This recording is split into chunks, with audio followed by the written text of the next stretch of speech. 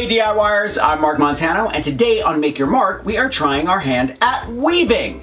Now because I keep buying all of that colorful 99-cent store yarn, I needed a project for it, and this was just perfect. Now before I forget, I want you to thumbs up if you like this video, and leave me a comment if you have a question about this project, or you just want to say hello.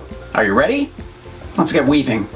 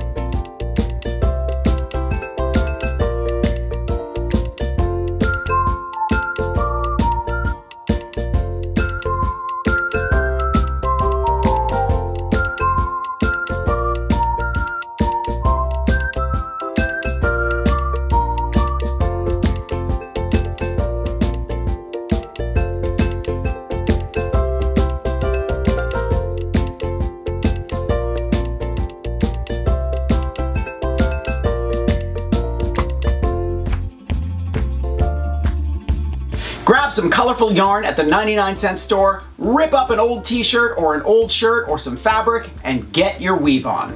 Thumbs up if you like this project, leave me a comment and I will get back to you. Subscribe to my channel if you haven't already. Grab a copy of the Big Ass Book of Home Decor, and I will see you next week. Bye.